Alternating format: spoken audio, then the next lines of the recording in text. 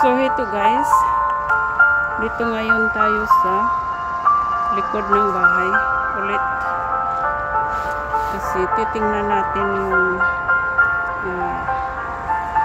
puno nga natumba nga na yung kinunan ko ng video sa itaas ng bahay na yung mga liligpit na mga tao.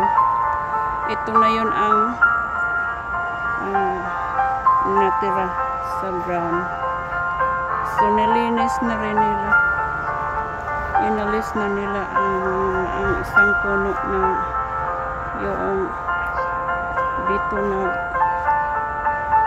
bandarya, babag dito. So ito na ngayon ang natira. Ito na lang ang natira. Ayan. So para na siyang isang platform dito.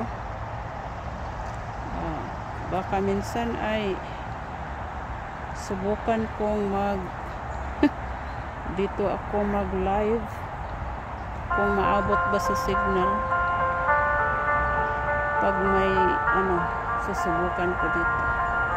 So ito na yun ang nila, yun ang mga sawdust dito kasi dito nga yung kinuhaan ko yung mga working men dito na nag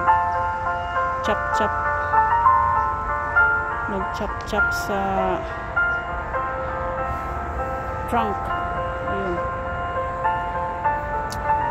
So ito tingnan natin dito kung kasi dito nila tinapon dito lang nila tinapon sa gilid. Ayan, pinuputol-putol nila ng akala ko mayroon sila talagang machine machine naman silang dala, pero hindi na nila kinaya, siguro maliit na machine siguro yun kasi minsan yung magpa-prone sila ng mga sanga dito.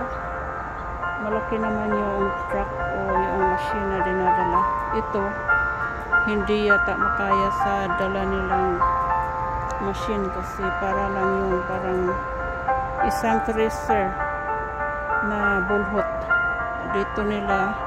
Pagkatapos nilang chop ang puno, dito lang din nila tinapon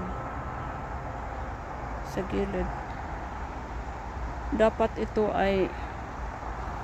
dapat na side ay malinis. I mean, wala dapat itong mga matataas na damo dito kasi hanggang doon pa yata yan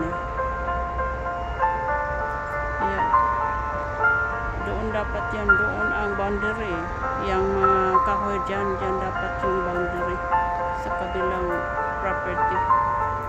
Pero dahil sa hindi nila nilinis dito, dapat pinutol ang mga weeds dito para makaabot pa doon yung malinis na ground.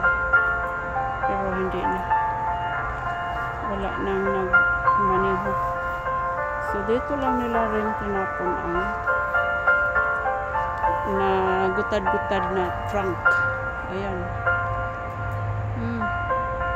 Kung sa atin pa ito guys, ang sarap nitong gawing firewood. Bughaon ba? Ayan siya. Na malaking pakinabang na yun sa atin.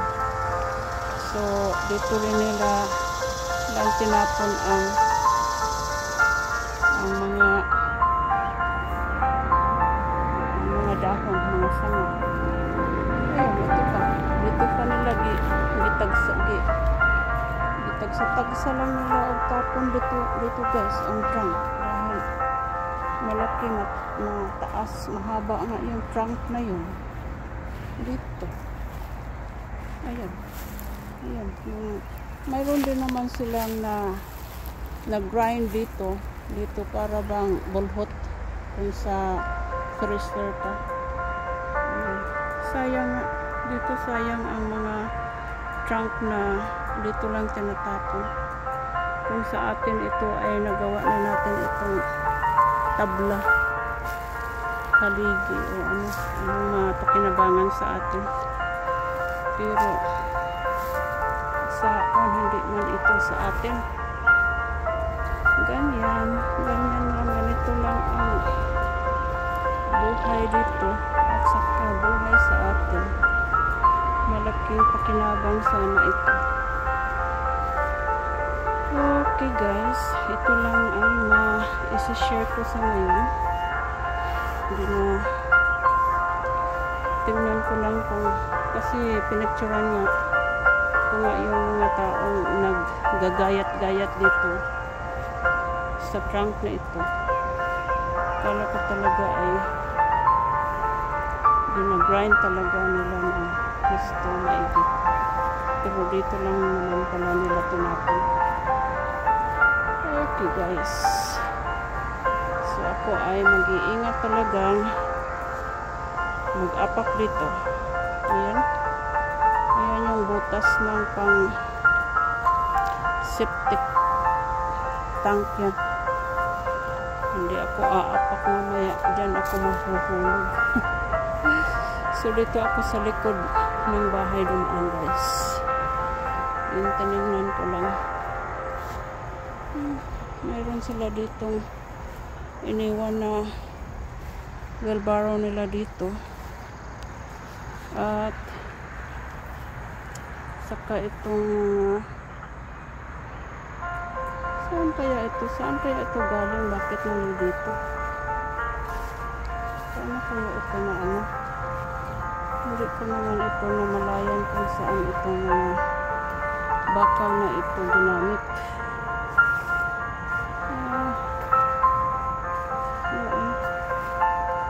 Hindi ko yan sila na ang may gawa dito. Ayun lang guys. Dito lang ako dumadaan sa likod. Kasi ito naman din ang daanan sa likod. Umikot lang ako sa bahay. Ayan. So maganda din naman lakad-lakad muna. Mainit man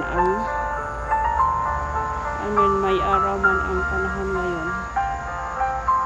Galing pa ako nagsimba, hindi pa ako umakyat sa bahay. Iniwan ko lang itong cellphone ko sa baba para nga ang pakay ko ay makakuha man ako ng vlog doon sa puno na chinachap nila. Ayan, yan lang yung bahay ko. So ako ay papasok na rin para naman ay makagawa-gawa naman ng gagawin ko sa loob. Ito. Sige guys, muna kayo dadalhin sa loob.